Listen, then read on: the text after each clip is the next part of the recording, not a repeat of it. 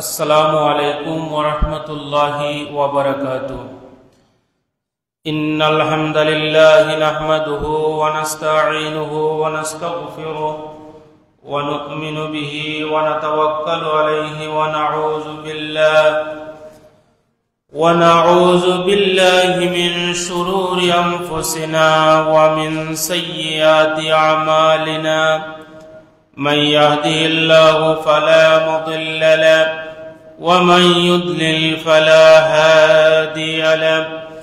व नशहदु अन ला इलाहा इल्लल्लाहु वहदहु ला शरीक लहु व नशहदु अन्न सय्यिदना व नबिय्यना व हबीबना व मौलाना मुहम्मदन अब्दुहु व रसूलुहु सल्लल्लाहु अलैहि व अला आलिहि व सल्लम अल्लज़ी अरसलहु बिल्हक़्क़ि बशीरन व नज़ीरा व दाइयन इलल्लाहि बिइज़निहि व सिराजन मुनीरा। अम्मा बअद फ़क़द क़ाल अल्लाहु तआला फ़ी कलामिहिल मजीद। अऊज़ु बिल्लाहि मिनश शैतानिर रजीम। बिस्मिल्लाहिर रहमानिर रहीम। इन्ना इद्दतश शुहूरि इंदल्लाहि इस्ना अशरा शहरन फी किताबिल्लाहि यौम खलक़स समावाति वल अर्द मिन्हा अर्बअतुन हुरुम ज़ालिकद्दीनुल क़य्यिम फला तज़लिमू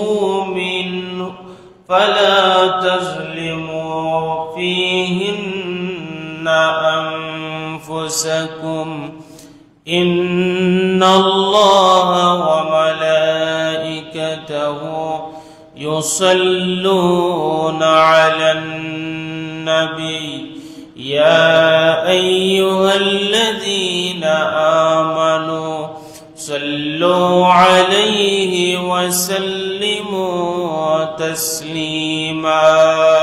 अल्लाहुम्मा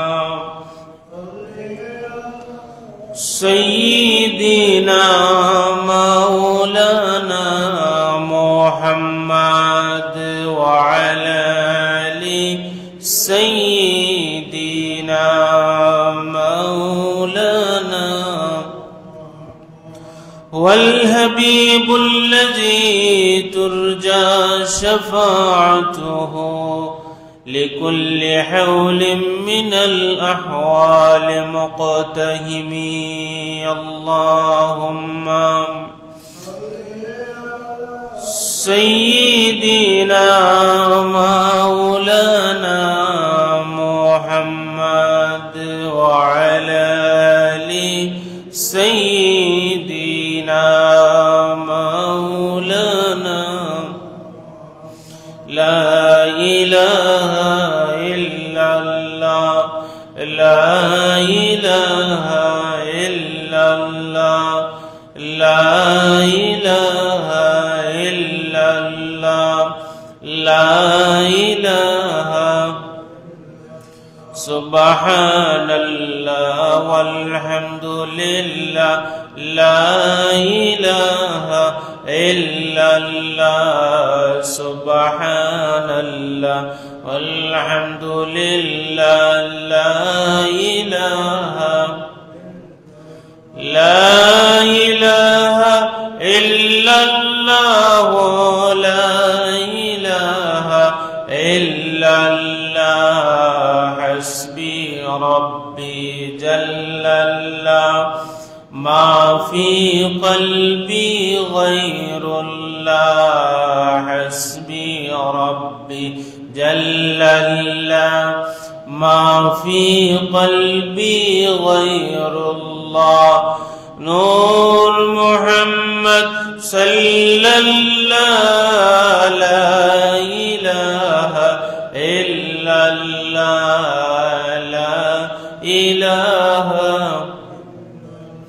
লা ইলাহা ইল্লাল্লাহ মুহাম্মাদুর রাসূলুল্লাহ সাল্লাল্লাহু আলাইহি ওয়াসাল্লাম।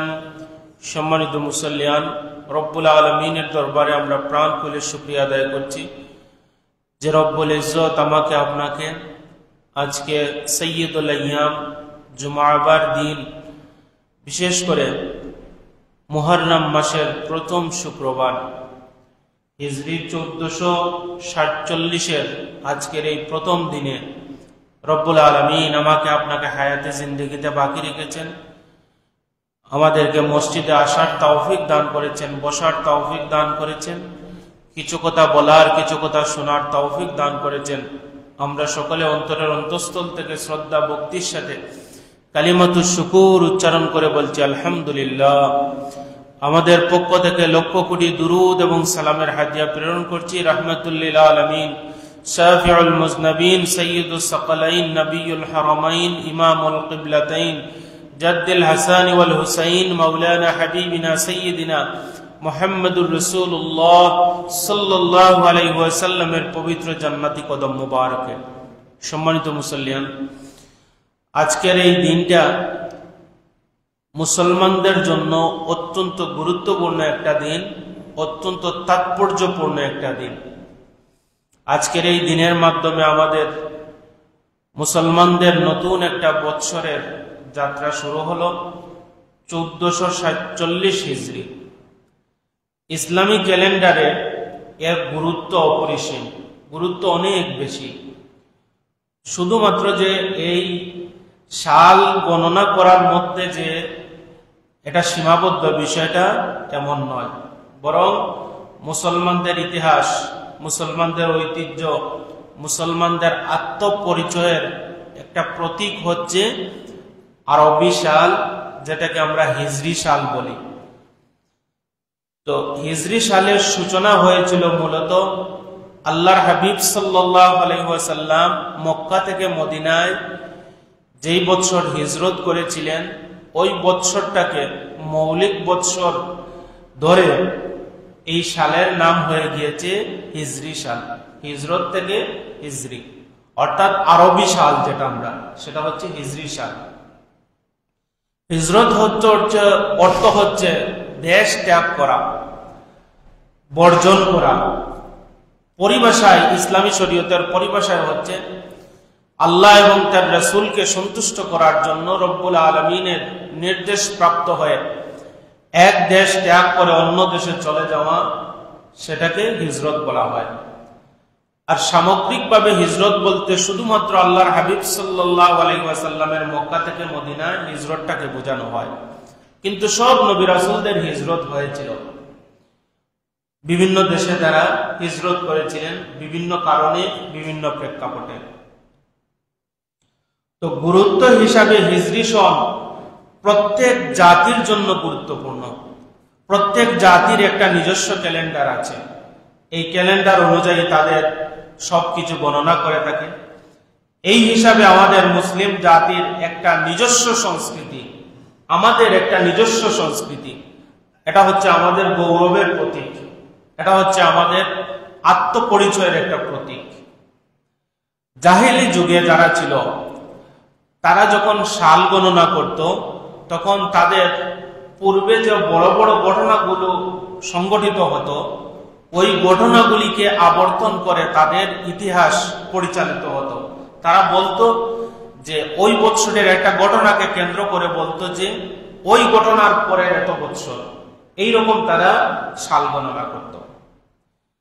ইসলামের যখন বিস্তৃতি শুরু হলো, পৃথিবীর পূর্ব থেকে পশ্চিম, উত্তর থেকে দক্ষিণ প্রান্ত পর্যন্ত ইসলামের সুমহান বার্তা যখন আল্লাহর হাবিব সাল্লাল্লাহু আলাইহি ওয়াসাল্লামের মাধ্যমে পরবর্তীতে যখন বিস্তৃত হওয়া শুরু হলো, তখন প্রয়োজন দেখা দিল যে মুসলমানদের একটা নিজস্ব ক্যালেন্ডার থাকা প্রয়োজন।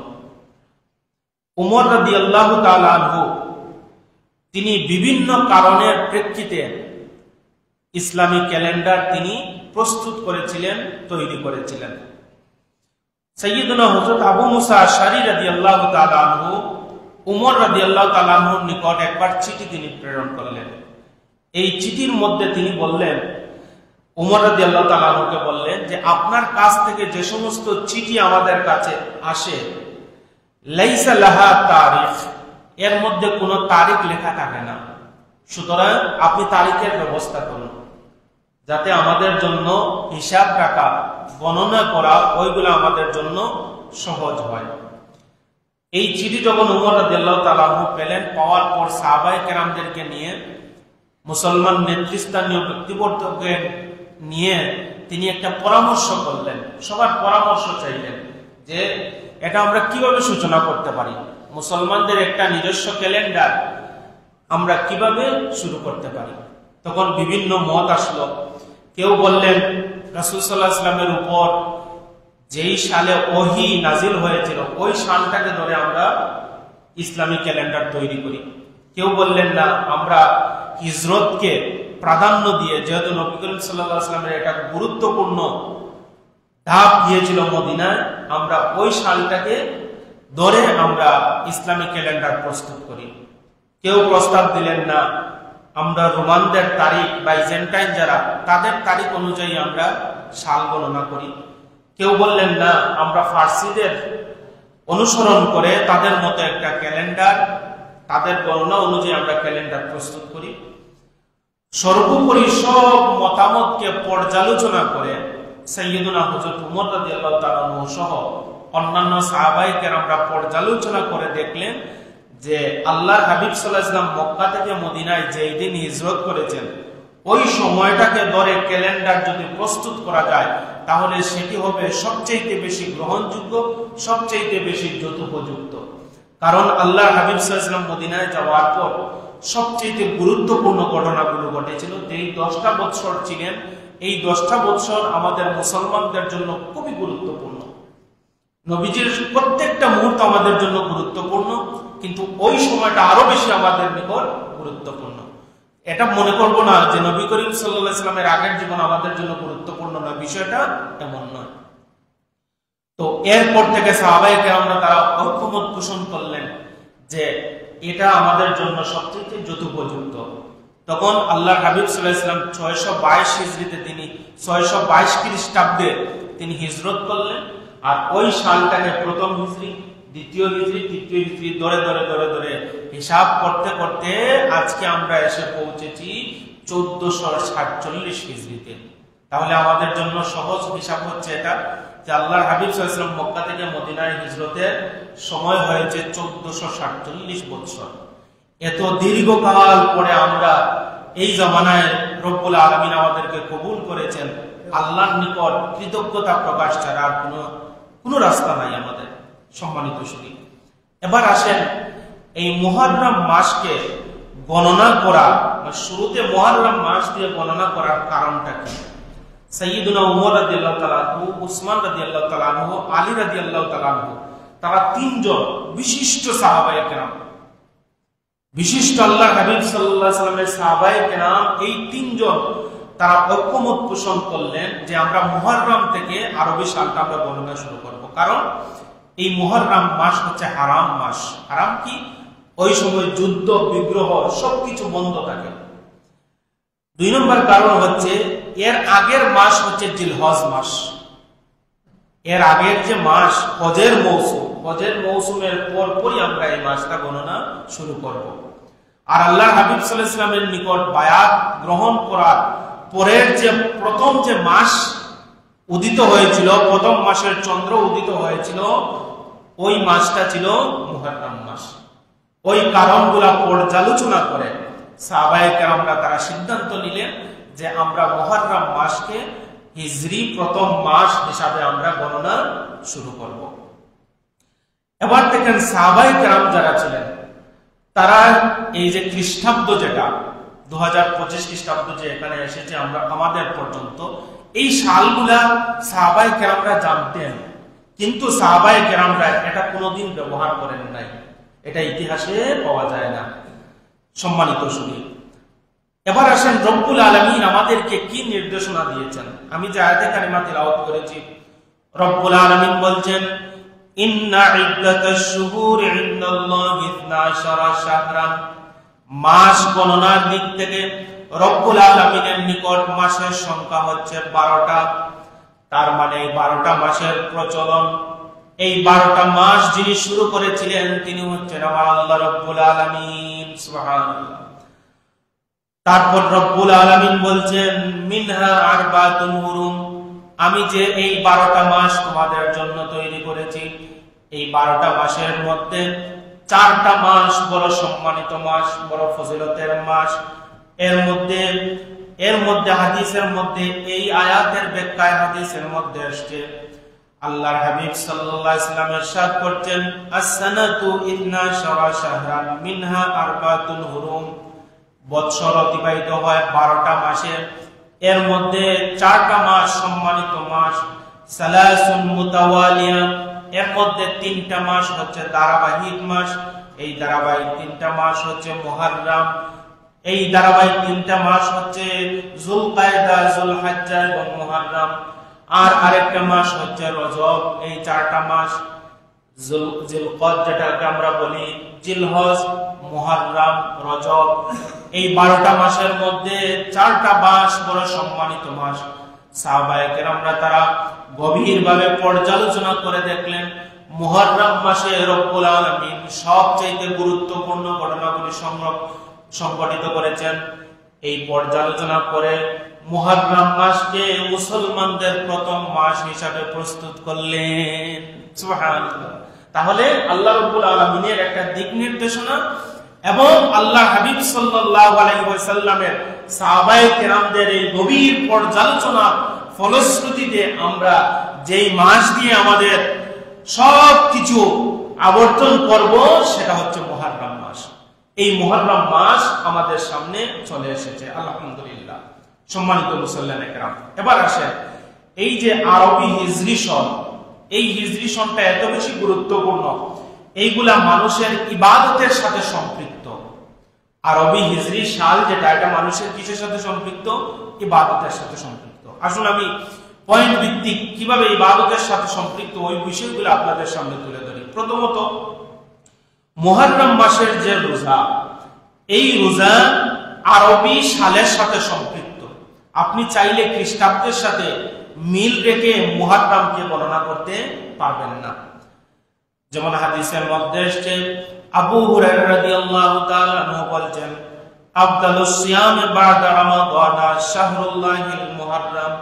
রমজানুল মুবারকের পরে সবচেয়ে ফজিলতের রোজা হচ্ছে মুহররম মাসের রোজা। ওয়া আফদালুস সালাতি বা'দাল ফারিদা সালাতুল লাইল। ফরজ নামাজের পর সবচেয়ে গুরুত্বপূর্ণ নামাজ হচ্ছে রাতের নামাজ, অর্থাৎ রাতের তাহাজ্জুদ নামাজ। রাতের যে ইবাদত বন্দেগী, এই ইবাদত বন্দেগীটা ফরজ নামাজের পরে সবচেয়ে বেশি গুরুত্বপূর্ণ। আর রমজানের পরে সবচেয়ে বেশি গুরুত্বপূর্ণ মুহররম মাসের রোজা। এই জায়গায় বিষয়টা গুরুত্বপূর্ণ এই জন্য যে রব্বুল আলামিন মাসকে উল্লেখ করেছেন, রব্বুল আলামিন আরবি মাসকে উল্লেখ করেছেন। আরবি মাসের গুরুত্ব রব্বুল আলামিন এখানে বুঝিয়েছেন। এবার আসেন আল্লাহর হাবিব সাল্লাল্লাহু আলাইহি ওয়াসাল্লাম আশুরার রোজা আরবি মাসের সাথেও তিনি সম্পৃক্ত করেছেন। কাতাদা রাদিয়াল্লাহু তাআলা আনহু তিনি বলছেন, আল্লাহর হাবিব সাল্লাল্লাহু আলাইহি ওয়াসাল্লাম ইরশাদ করছেন, সিয়ামু ইয়াউমি আশুরা আহতাসিবু আলাল্লাহি আন ইউকাফিরা সানাতাল্লাতী ক্বাবলা। কোন ব্যক্তি যদি আশুরার রোজা রাখে, এই আশুরার রোজা রাখার কারণে রব্বুল আলামিন তার পিছনের একটা বছরের গুনাহ মাফ করে দেন। সুবহানাল্লাহ। তাহলে এই আশুরার রোজা কিসের সাথে সম্পৃক্ত হলো বলেন তো? আরবি মাসের সাথে সম্পৃক্ত হলো। এবার আসেন আল্লাহর হাবিব সাল্লাল্লাহু আলাইহি ওয়াসাল্লাম সোমবার দিন রোজা রাখতেন, তার আগমনের দিন, তার জন্মের দিন আল্লাহর হাবিব সাল্লাল্লাহু আলাইহি ওয়াসাল্লাম রোজা রাখতেন। এটাও আরবি হিজরি সনের সাথে সম্পৃক্ত। সাহাবায়ে কেরামরা আল্লাহর রাসূলকে জিজ্ঞেস করলেন, ইয়া রাসূলুল্লাহ, আপনি সোমবার দিন কেন রোজা রাখেন? আল্লাহর হাবিব জবাব দিলেন, যালিকা ইয়াউমু উলিদতু, কারণ এই দিন আমার জন্ম হয়েছে। একটা কারণ বললেন। 2 নম্বর কারণ বললেন, ফীহি ইয়াউমা বুইসা, কারণ রব্বুল আলামিন ওই সময় আমাকে নবুয়ত দান করেছেন। আল্লাহর হাবিবের জোহরে নবুয়ত হয়েছিল এই সোমবারে। সুবহানাল্লাহ। তাহলে এই জায়গায় কিসে সম্পৃক্ত করলেন? মাসের সম্পৃক্ত করলেন। আর বললেন 3 নম্বর কারণ বললেন ওয়া উনজিলা আলাইয়া, কারণ সোমবার দিন রব্বুল আলামিন আমার উপর কুরআন নাযিল করেছিলেন। এই জন্য সোমবার দিনের গুরুত্ব আমরা বেশি দিব। সোমবার দিন আল্লাহর হাবিব সাল্লাল্লাহু আলাইহি ওয়াসাল্লাম রোজা রাখতেন। এই জন্য মাসের মধ্যে রোজার গুরুত্ব একটা হচ্ছে বৃহস্পতিবার আর একটা হচ্ছে সোমবার, খুব বেশি। তারপর আমরা যখন শাবানের যে রোজা রাখি ওটাও আরবি মাসের সাথে সম্পৃক্ত। আল্লাহর হাবিব সাল্লাল্লাহু আলাইহি ওয়াসাল্লাম বলেন, সাহাবায়ে কেরামরা বললেন, আইয়ু সাওমি আফদালু বা'দা রমাদান, রমজান মাসের পর কোন সময় রোজার গুরুত্ব বেশি? আল্লাহর হাবিব ফাকাল বললেন, শাবানুল তাযিমি রমাদান, শাবান মাসের রোজা, কারণ শাবান মাসের রোজা রাখা হয় রমজান মাসের শ্রদ্ধা করে। সুবহানাল্লাহ। তারপর আল্লাহর হাবিবকে সাহাবায়ে কেরামরা জিজ্ঞেস করলেন, আইয়ু সাদাকাতি আফদাল, ইয়া রাসূলুল্লাহ, সবচাইতে কোন সময়ের সদকার গুরুত্ব বেশি? আল্লাহর হাবিব জবাব দিলেন, সাদকাতু ফি রমাদান, রমজান মাসের সদকার সওয়াব রব্বুল আলামিনের কাছে সবচাইতে বেশি। সুবহানাল্লাহ। তাহলে এটা মাসের সাথে সম্পৃক্ত, হিজরি মাসের সাথে এটা সম্পৃক্ত। তারপর রজব মাসের ফজিলত বর্ণনা করতে গিয়ে সেই সেম কথা আল্লাহর হাবিব বলছেন, ইজা দাখালা রজব, যখন রজব মাস আসে, হিজরি রজব মাস যখন আসে, তখন আল্লাহর হাবিব দোয়া করতেন, আল্লাহুম্মা বারিক লানা ফি রজব ওয়া শাবান ওয়া বাল্লিগনা রমাদান। এটা মাসের সাথে সম্পৃক্ত। এবার আসেন আমরা যে শবে বরাত যে আমরা পালন করি, লাইলাতুল বরাত যে আমরা করি, ওটাও মাসের সাথে। আল্লাহর হাবিব বলছেন, ইজা কানা লাইলাতুন নিসফি মিন শাবান, শাবান মাসের মধ্যবর্তী রজনী যখন আসে, মাসে মধ্যবর্তী, কিসের সাথে সম্পৃক্ত হলো? আরবি মাসের সাথে সম্পৃক্ত হলো, হিজরি মাসের সাথে সম্পৃক্ত হলো। তারপর আমরা যখন চাঁদ দেখি, রমজানুল মুবারকের চাঁদ দেখি, আল্লাহর হাবিব সেই কথা বললেন। আবু হুরায়রা রাদিয়াল্লাহু তাআলা হাদিস বর্ণনা করছেন, তিনি বলেন, আহসু হিলালা শাবান লি রমাদান, রমজানুল মুবারকের জন্য, রমজানুল মুবারক গণনা করার জন্য তোমরা শাবান মাসের চাঁদটাকে তোমরা গণনা করো।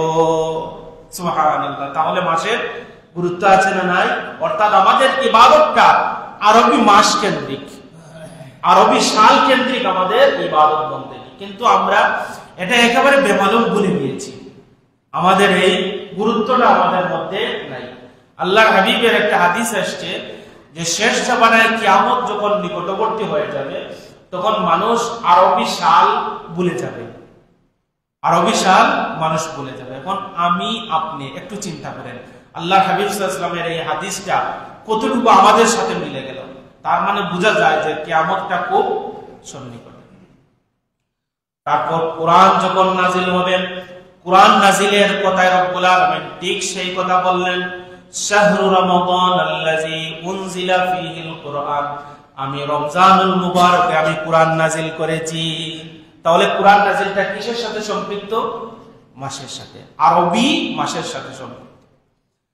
রোজার কথা যখন রব্বুল আলামিন বর্ণনা করলেন, তখন বললেন, ফামান শাহিদা মিনকুমুশ শাহরা ফালিয়াসুম, তোমাদের মধ্যে কেউ যদি রমজান মাস পায় তাহলে সে যেন রোজা রাখে। তাহলে এটা সম্পৃক্ত হলো আরবি মাসের সাথে, হিজরি মাসের সাথে সম্পৃক্ত হলো।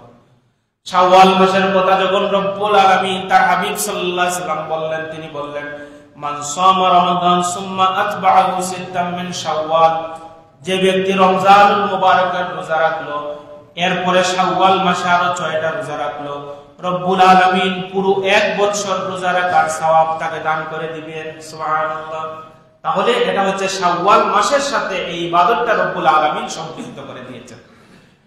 এবার হজের কথা যখন রব্বুল আলামিন বর্ণনা করলেন, ঠিক সেম কথা, ইয়াসআলুনাকা আনিল আহিল্লা, আল্লাহর হাবিবকে বললেন, ইয়া রাসূলুল্লাহ, আপনাকে মানুষ হেলাল সম্পর্কে জিজ্ঞেস করবে, চাঁদ সম্পর্কে জিজ্ঞেস করবে, আপনি বলে দেন এটা আল্লাহর পক্ষ থেকে নির্ধারিত হজের মৌসুম, চাঁদের মৌসুম আল্লাহর পক্ষ থেকে নির্ধারিত। তাহলে রব্বুল আলামিন হেলাল দিয়ে এখানে বোঝাতে চাইলেন আরবি মাসের সাথে হজ সম্পৃক্ত। সুবহানাল্লাহ। তাহলে এই মাস গণনার দিক থেকে এটা আমাদের জন্য কতটা গুরুত্বপূর্ণ। প্রত্যেকটা ইবাদত কিসের সাথে? আরবি মাসের সাথে। কত গুরুত্বপূর্ণ। কিন্তু আমরা এমন হয়েছি আরবি 12টা মাসের নামও আমাদের সন্তানরা ভালো করে বলতে পারে না। এটা আমাদের জন্য বড় একটা ব্যর্থতা এবং এই উম্মতের জন্য বড় একটা বিপর্যয় যে আমরা আরবি মাসের 12টা মাসের নাম পর্যন্ত আমাদের ছেলেমেয়েদের মুখস্থ নাই। সাল মনে রাখা তো আরো দূরের কথা। সুতরাং আজকের এই আলোচনা থেকে যেন আমাদের এই উপলব্ধিটা আছে, এই গুরুত্বটা যেন আমাদের আসে। আমরা নিজেরা এই সাল গণনা করব, আমাদের বাচ্চা কাচ্চা যারা রয়েছেন তাদেরকে এই সালের প্রতি উদ্বুদ্ধ করব। এখন চাইলে তো এই সাল গণনা আমাদের জন্য হিসাব রাখা অনেক সহজ।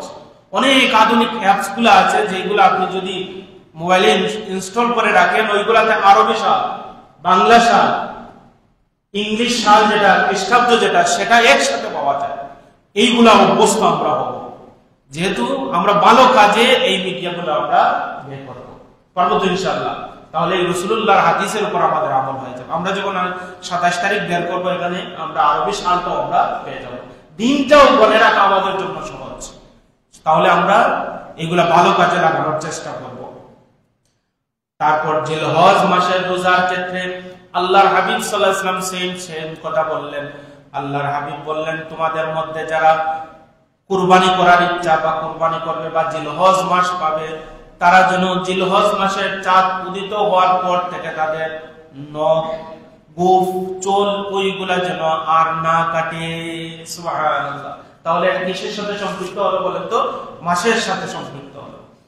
আরাফার রোজার ক্ষেত্রেও মাসের সাথে সম্পৃক্ত হলো। যাকাতের মতো মৌলিক একটা ইবাদত আল্লাহর হাবিব বললেন, লাইসা ফি মালিন যাকাতুন হাত্তা ইয়াকুলু আলাইহিল হাউল। যাকাত তোমাদের উপর ততক্ষণ পর্যন্ত ফরজ হবে না যতক্ষণ পর্যন্ত না একটা বৎসর অতিবাহিত হয়েছে। একটা বৎসর বলতে বোঝানো হয়েছে একটা চন্দ্র বৎসর যতক্ষণ পর্যন্ত না অতিবাহিত হবে ততক্ষণ পর্যন্ত মালের যাকাত তোমাদের উপর ফরজ হবে না। তাহলে আমরা দেখলাম আমাদের নামাজ, আমাদের রোজা, আমাদের হজ, আমাদের যাকাত, আমাদের কুরবানি, প্রত্যেকটা জিনিস রব্বুল আলামিন আমাদেরকে এই হিজরি মাসের, হিজরি সালের সাথে, হিজরি মাসের সাথে সম্পৃক্ত করে দিয়েছেন। সবগুলা এই হিজরির সাথে আবর্তিত হয়। এই জন্য হিজরি সালের অভ্যাস আমরা করে তুলব। এবার আসি, আল্লাহর হাবিব সাল্লাল্লাহু আলাইহি ওয়াসাল্লাম মক্কা থেকে মদিনায় যখন হিজরত করলেন, 10টা বছর আল্লাহর হাবিব মদিনায় অতিবাহিত করলেন। এই 10টা বছর আল্লাহর হাবিব সাল্লাল্লাহু আলাইহি ওয়াসাল্লামের জীবনে যে গুরুত্বপূর্ণ ঘটনাগুলো সংগঠিত হয়েছিল ওইগুলো আমি খুব সংক্ষেপে আপনাদের সামনে তুলে ধরি। কারণ এই সময়টা আমরা যে এত গুরুত্ব দেই, হিজরি সালকে আমরা এত গুরুত্ব কেন দেই, আর সাহাবায়ে কেরামরা কেনই বা তারা এই হিজরতের সময়টাকে তারা চয়েস করে নিলেন, ওইগুলোর কারণগুলো আমরা একটা একটা করে দেখি। প্রথম হিজরি যেটা 622 খ্রিস্টাব্দ, এই প্রথম হিজরিতে কি কি সংগঠিত হয়েছে? আল্লাহ হাবিব মক্কা থেকে মদিনায় হিজরত করেছেন। রাসূল কারীম সাল্লাল্লাহু আলাইহি ওয়াসাল্লামের জীবনের দ্বিতীয় অধ্যায় সূচিত হয়েছে। সেখানে যাওয়ার পর আল্লাহ হাবিব সাল্লাল্লাহু আলাইহি ওয়াসাল্লাম মসজিদে কুবা, পৃথিবীর ইতিহাসের প্রথম যে মসজিদ, মসজিদে কুবা, এই মসজিদে কুবা তিনি তৈরি করেছিলেন, নিজ হাতে তৈরি করেছিলেন। তারপর সেখানে তিনি মসজিদে নববী তৈরি করেছিলেন। সেখানে যাওয়ার পর আনসার এবং মুহাজির যারা, এই সাহাবায়ে কেরামদের মধ্যে তিনি ভালোবাসার বন্ধন প্রস্তুত করেছিলেন।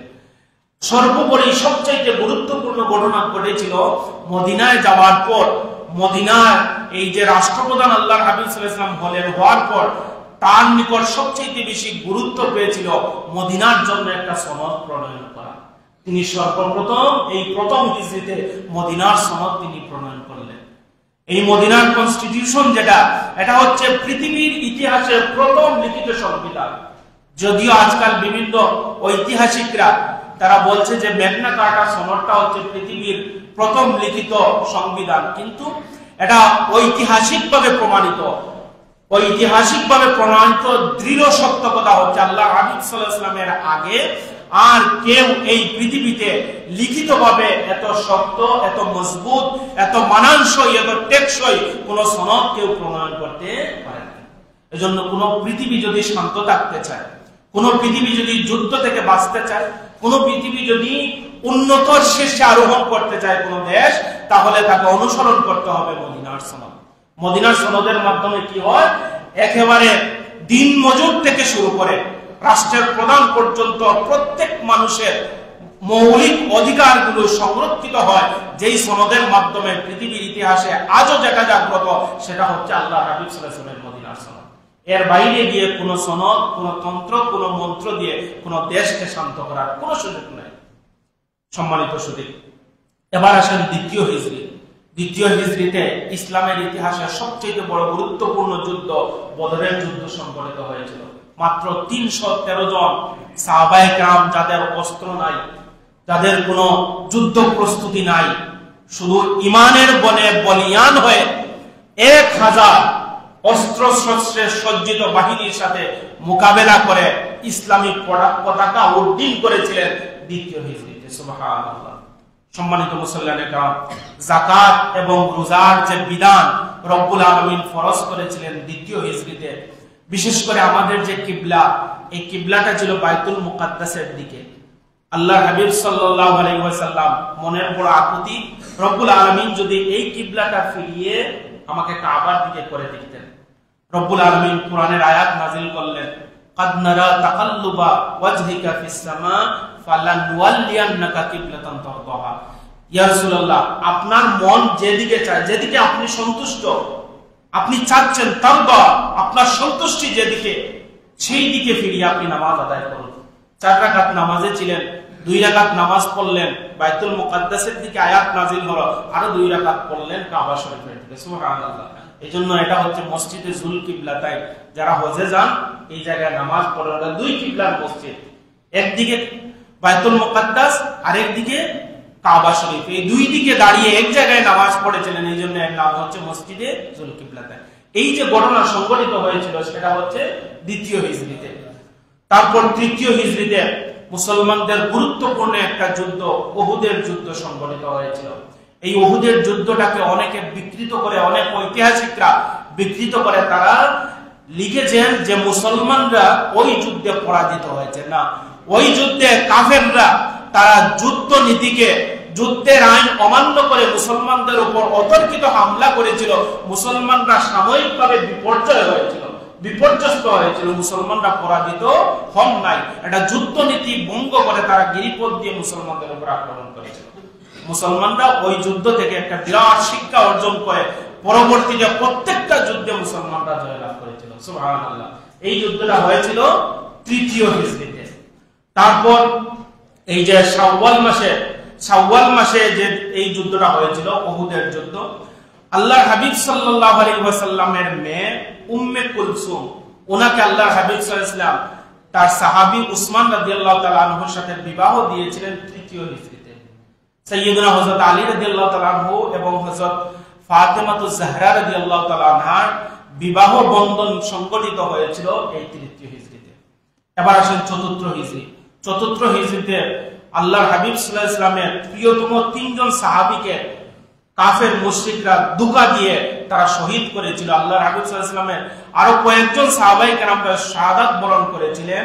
একজনের নাম ছিল আসাম রাদিয়াল্লাহু তাআলা আনহু, আরেকজনের নাম ছিল খুবাইব রাদিয়াল্লাহু তাআলা আনহু, আরেকজনের নাম ছিল যায়েদ রাদিয়াল্লাহু তাআলা আনহু। তারা এই চতুর্থ হিজরিতে শাহাদাত বরণ করেছিলেন। বীরে মাউনের অভিযান সংগঠিত হয়েছিল চতুর্থ হিজরিতে। এবার আসেন পঞ্চম হিজরি। পঞ্চম হিজরিতে সংগঠিত হয়েছিল তাবুকের যুদ্ধ, যেই যুদ্ধটাকে বলা হয় কুরআনুল কারীমে বলা হয় আহজাবের যুদ্ধ। সালমান ফারসি রাদিয়াল্লাহু তাআলা আনহু পরামর্শ দিলেন, ইয়া রাসূলুল্লাহ, আপনি মদিনার চতুর্দিক গর্ত নির্মাণ করেন, খন্দক, যেটা 3 দিকে খন্দক নির্মাণ করেন। কাফের মুশরিকরা আমাদের সাথে তারা পারবে না। এখানে তারা দীর্ঘ 27 দিন তারা পাশে ছিল। 27 দিন পর যখন তাদের খাদ্যাভাব দেখা দিল, প্রাকৃতিক ঝড় যখন শুরু হলো, তখন তারা পালিয়ে গেল। এই যুদ্ধ যখন সংগঠিত হয়েছিল, এই সময়টা ছিল পঞ্চম হিজরি। সুবহানাল্লাহ। তারপর আল্লাহ হাবিব সাল্লাল্লাহু আলাইহি ওয়াসাল্লাম এই পঞ্চম হিজরিতে বনু কুরাইজা যারা, তাদেরকে মদিনা মুনাওয়ারা থেকে বহিষ্কার করেছিলেন, তাদের অনেককে আল্লাহ হাবিব সাল্লাল্লাহু আলাইহি ওয়াসাল্লাম ইসলামী আইন প্রণয়ন করে ইসলামী আইনের মাধ্যমে তাদেরকে ফাঁসি কাস্টে তাদেরকে ফাঁসি দিয়েছিলেন। ষষ্ঠ হিজরিতে হুদায়বিয়া নামক গুরুত্বপূর্ণ একটা সন্ধি, এই সন্ধিটা সংঘটিত হয়েছিল। আল্লাহর হাবিব মদিনায় আসার পর দীর্ঘ 6 মাস হলো তিনি মক্কায় যান নাই। ওইদিকে তিনি স্বপ্নে দেখলেন যে কাবা শরীফের চাবি ওনার হাতে, আল্লাহর হাবিবের হাতে হস্তান্তর করা হচ্ছে। এটা দেখে তিনি বুঝতে পারলেন যে মক্কায় যাওয়ার প্রতি আল্লাহর পক্ষ থেকে একটা ইশারা। তিনি সাহাবায়ে কেরামদেরকে নিয়ে রওনা দিলেন। কাফের মুশরিকরা যখন দেখলো যে মুসলমানরা মক্কায় আসছে, তারা মুসলমানদেরকে বাধা দেওয়ার জন্য প্রস্তুতি গ্রহণ করলো। তখন আল্লাহর হাবিব সাল্লাল্লাহু আলাইহি ওয়াসাল্লাম প্রথমে একজনকে প্রেরণ করলেন দূত হিসাবে। তারা তার কথা বিশ্বাস করলো না। তারপর উসমান রাদিয়াল্লাহু তাআলা আনহু প্রেরণ করলেন যে তাদেরকে সংবাদ দাও যে আমরা শুধুমাত্র হজ করার জন্য আসছি, হজ করেই আমরা মদিনায় চলে আসবো।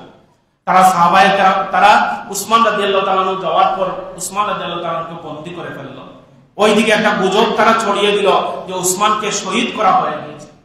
সাহাবায়ে কেরামরা যারা 313 জন নিয়ে বদরের যুদ্ধে জয়লাভ করেছিলেন, ওই সাহাবায়ে কেরামরা যখন এই কথাটা শুনলেন, আল্লাহর হাবিব সাল্লাল্লাহু আলাইহি ওয়াসাল্লামের পবিত্র হাতের উপর হাত রেখে শপথ নিলেন যে যতক্ষণ পর্যন্ত উসমান হত্যার প্রতিশোধ আমরা না নিব, ততক্ষণ পর্যন্ত আমরা এই হুদায়বিয়া ত্যাগ করব না। সুবহানাল্লাহ। এই বায়াতকে বলা হয় বাইতুশ শাজারা বা বাইতুর রিদওয়ান। একটা বাবলা গাছের নিচে এই শপথ হয়েছিল। কাফের মুশরিকরা যখন দেখলো যে মুসলমানদের এই সংকল্প, বাঁচার কোনো আমাদের রাস্তা নাই যদি মুসলমানরা আক্রমণ করে, তখন তারা সন্ধির প্রস্তাব দিল। এই যে সন্ধি সংগঠিত হয়েছিল, সেই সন্ধিটা ছিল 6ষ্ঠ হিজরিতে। সম্মানিত সুধী, তারপর খায়বারের যে বিজয় হয়েছিল সেটা হয়েছিল 7ম হিজরিতে। আমি সংক্ষেপে শেষ করে দিচ্ছি। 8ম হিজরিতে আল্লাহ হাবিব সাল্লাল্লাহু আলাইহি ওয়াসাল্লাম 10,000 সাহাবায়ে কেরামদেরকে নিয়ে বিনা রক্তপাতে মক্কা বিজয় করলেন। জোরে বলেন সুবহানাল্লাহ। এই পৃথিবীর ইতিহাসে এমন কোন দেশ নাই যেই দেশ বিনা রক্তপাতে বিজিত হয়েছে, বিনা রক্তপাতে জয় হয়েছে। একটা দেশ দেখাতে পারবেন না, একটা অঞ্চল দেখাতে পারবেন না। কিন্তু মক্কা বিজয় এমন একটা বিজয়, যেই বিজয় হয়েছে বিনা রক্তপাতে। আল্লাহ হাবিব মক্কায় গিয়ে ঘোষণা করলেন, লা তাসরিবা আনতুমুল ইয়াউম, আজকে থেকে আজ কোনো প্রতিশোধ নয়, আমি তোমাদের কাছ থেকে কোনো প্রতিশোধ গ্রহণ করব না। আনতুমুত তুলাকা, তোমাদেরকে আমি স্বাধীন করে দিলাম। সুবহানাল্লাহ। এই জন্য তিনি হচ্ছেন রাহমাতুল লিল আলামিন, তিনি হচ্ছেন রহমতের নবী, তিনি হচ্ছেন শান্তির নবী, তিনি হচ্ছেন আমাদের প্যারা নবী জনাব মুহাম্মদুর রাসূলুল্লাহ সাল্লাল্লাহু আলাইহি ওয়াসাল্লাম। 9ম হিজরিতে আল্লাহর হাবিব সাল্লাল্লাহু আলাইহি ওয়াসাল্লামের জীবনের শেষ যে যুদ্ধ, এই যুদ্ধের নাম ছিল তাবুকের যুদ্ধ। এই তাবুকের যুদ্ধ সংগঠিত হয়েছিল 9ম হিজরিতে। সম্মানিত মুসল্লিয়ানে কেরাম, হজ আল্লাহর হাবিব সাল্লাল্লাহু আলাইহি ওয়াসাল্লাম করেছিলেন 9ম হিজরিতে। 10ম হিজরিতে আল্লাহর হাবিব সাল্লাল্লাহু আলাইহি ওয়াসাল্লাম প্রায় 1 লক্ষ সাহাবায়ে কেরামদেরকে নিয়ে এই আরাফাতের ময়দানে পৃথিবীর ইতিহাসে যে ঐতিহাসিক একটা ভাষণ দিয়েছিলেন, এই ভাষণের নাম হচ্ছে বিদায় হজ। এবং কুরআনুল কারীমের সূরা মায়েদা 3 নম্বর আয়াত রব্বুল আলামিন এই দিন নাযিল করলেন, আল-ইয়াওমা আকমালতু লাকুম দীনাকুম ওয়া আতমামতু আলাইকুম নি'মাতি ওয়া রাদিতু লাকুমুল ইসলামা দীনা। আজকের এই দিনে আমি ইসলামকে মনোনীত ধর্ম হিসাবে, মনোনীত দিন হিসাবে আমি নিজে পছন্দ করলাম এবং পূর্ণাঙ্গ করে দিলাম। সুবহানাল্লাহ। এই জন্য এই পৃথিবীর ইতিহাসে কোন ধর্ম আসবে, কোন ধর্ম যাবে, কোন রীতি আসবে, কোন ধর্ম কোন রীতি যাবে, ইসলাম যেভাবে আছে ঠিক সেইভাবে কিয়ামত পর্যন্ত থাকবে। ঠিক কি না বলে? কারণ এটা মনোনীত করেছেন কে? আমার আল্লাহ রাব্বুল আলামিন। সম্মানিত শুনি, 11 হিজরিতে আল্লাহর হাবিব সাল্লাল্লাহু আলাইহি ওয়াসাল্লাম সফর মাসে শারীরিক অসুস্থতা শুরু হলো। 12 রবিউল আউয়াল আল্লাহর হাবিব সাল্লাল্লাহু আলাইহি ওয়াসাল্লাম এই পৃথিবী থেকে আমাদেরকে এতিম করে চির বিদায় নিয়ে তিনি চলে গেলেন। হায়াতুন নবী, জিন্দা নবী হিসাবে তিনি রওজায়ে আতহারে শায়িত আছেন। সুবহানাল্লাহ। এই নবী সাল্লাল্লাহু আলাইহি ওয়াসাল্লামের এই যে গুরুত্বপূর্ণ যে এই যে 11 হিজরি পর্যন্ত ঘটেছিল, এই সবগুলা হিজরি সালের সাথে সম্পৃক্ত। সুবহানাল্লাহ। এরপরে আসেন খোলাফায়ে রাশিদিন যারা, তাদের সাল যদি আপনারা অধ্যয়ন করেন পৃথিবীর ইতিহাসে দেখবেন তো আবু বকর রাদিয়াল্লাহু তাআলা 11 হিজরি থেকে 13 হিজরি পর্যন্ত এইভাবে দেখতে দেখতে যদি আপনারা উমাইয়া খেলাফতে আসেন, আব্বাসী খেলাফতে আসেন, উসমানী খেলাফতে আসেন, সেই দেখবেন উসমানী খেলাফত 1342 হিজরি পর্যন্ত প্রতিষ্ঠিত ছিল। সেটাও হিজরি সালের সাথে সম্পৃক্ত। যুগশ্রেষ্ঠ ইমাম, যুগশ্রেষ্ঠ মুহাদ্দিসিনে কেরাম যারা, তাদের জীবনে যদি অধ্যয়ন করেন, ইমাম আবু হানিফা রাহমাতুল্লাহ আলাইহি 80 হিজরি থেকে 150 হিজরি পর্যন্ত এইভাবে এই সালগুলো আমরা গণনা করে থাকি। আসুন আমরা নিজেরা এই সালের প্রতি গুরুত্ব দেই, আমাদের বাচ্চা কাচ্চাদেরকে এই সালের প্রতি মনোযোগী করে তুলি। রব্বুল আলামিন যেন আমাদেরকে এই হিজরি সালের ফজিলত দান করেন, আমরা সবাই বলি আমিন। আল্লাহুম্মা আমিন। রব্বানা তাকাব্বাল মিন্না ইন্নাকা আনতাস সামিউল আলিম ওয়া তুব আলাইনা ইয়া মাওলানা ইন্নাকা আনতাত তাওয়াবুর রহিম। আমিন।